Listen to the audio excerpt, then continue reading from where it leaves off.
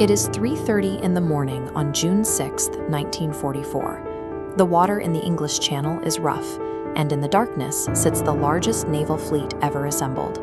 Thousands of ships are holding in the swells, carrying 156,000 men toward France. The operation required three specific conditions: low tide at dawn, enough moonlight for paratroopers, and relatively calm seas. In June, that alignment occurred on exactly 2 days. Storms had already forced a delay on June 5th, leaving a single brief window of acceptable weather. The commanders decided they had to move. Their target was the Atlantic Wall, a continuous 2,400-mile line of coastal defenses built by Nazi Germany, stretching from Norway down to the border of Spain. Field Marshal Erwin Rommel, the architect of this defense, knew he could not stop an Allied landing once troops established a foothold. His entire strategy focused on destroying the landing craft in the surf, drowning the infantry before they ever reached the beach. The wall was a layered trap. It featured heavy artillery locked inside reinforced concrete bunkers, millions of buried landmines, and jagged steel obstacles positioned underwater to tear the bottoms out of incoming boats. The Allies knew a direct assault against a fully prepared German defense would fail, so they launched Operation Fortitude, building an entirely fictitious army group out of fake radio traffic and inflatable equipment. They convinced German high command that the real attack was coming at Pas de Calais, the narrowest point of the channel. The 156,000 men crossing the water relied entirely on that lie. They had to break through the Atlantic Wall and secure a foothold before the German panzer divisions realized the Normandy landings were the actual invasion. Miles off the coast, the soldiers climbed down nets from their massive warships and dropped into small, flat-bottomed landing craft bobbing in the freezing water. These were Higgins boats. Designed by a lumber merchant in New Orleans, they were engineered to pull right up to a shallow beach, drop a front ramp, and reverse out. To save weight and steel, they were built almost entirely out of plywood and mahogany. As they drove toward the 2,400 miles of reinforced German concrete, the men inside were protected by nothing but an inch of wood and a steel ramp. 36 men were packed shoulder to shoulder in each boat. The approach took hours. They sat in the dark, navigating heavy, violent swells, bailing freezing water out of the wooden hulls as they crept toward the shoreline. The success of the invasion required these fragile, unarmored boats to navigate the underwater minefields and deliver their cargo directly into the sightlines of German machine guns. As dawn broke over the channel, the outline of the coast became visible.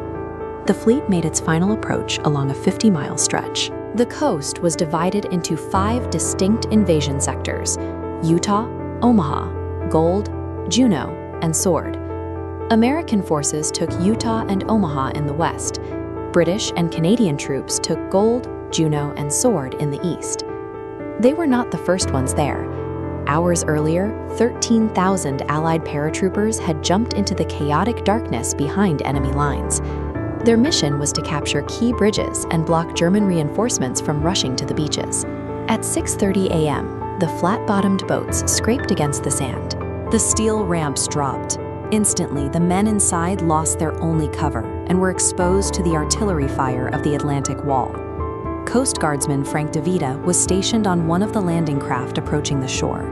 His specific assignment was to pull the latch and lower the ramp. He spent the rest of his life haunted by the memory of releasing that door and watching the men in his boat run forward into a wall of bullets. Years of high-level strategic planning dissolved the moment the men hit the water. Survival and the success of the invasion came down to navigating the defensive engineering, finding cover, and raw luck. The geography at Omaha Beach made it the most treacherous of the 5 sectors. The narrow landing zone was bordered by steep bluffs, giving the German defenders a commanding, elevated view of the sand below. The planned military support here systematically failed. The amphibious tanks sank in the rough water. Thick cloud cover caused the naval bombardment to miss the German bunkers completely. The infantry arrived on the beach facing fully operational defensive positions. Within the first hour, thousands of soldiers were trapped. They were pinned down on a narrowing strip of sand, caught between the rising tide and the impassable bluffs. Offshore, the casualty reports reaching the command ships were catastrophic. The situation was deteriorating so quickly that senior commanders seriously considered abandoning Omaha and diverting forces to the other beaches. The center of the entire invasion front was on the verge of collapse. The beach was saved by fragmented, leaderless groups of soldiers. Realizing that staying on the sand meant certain death, individuals picked up explosives, blew gaps in the barbed wire, and started climbing. Without orders, they climbed. They reached the top of the bluffs, flanking the concrete bunkers from angles the Germans hadn't covered. One by one, they cleared the strong points. By the end of the day, Omaha Beach was secure. The critical center of the Allied line held because a few hundred stranded men refused to die on the sand and started climbing. By the evening of June 6, 1944, all 5 beaches were in Allied hands. The foothold was narrow, in some places only a few kilometers deep, but the armies were firmly established on the continent.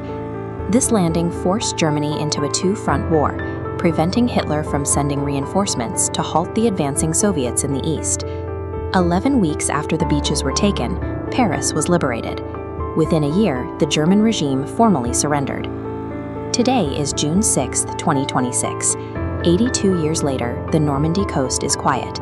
The old bunkers are empty and grass-covered, looking over a calm sea. International ceremonies bring the last living veterans back to these beaches. They gather on the same sand they fought for as young men. For them, the passage of 8 decades hasn't erased the details of the morning.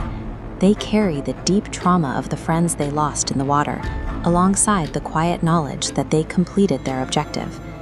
The modern political map of post-war Europe is easy to take for granted, but the governments, the institutions, and the freedoms of the present day rely entirely on the men who stepped out of those wooden boats 82 years ago today.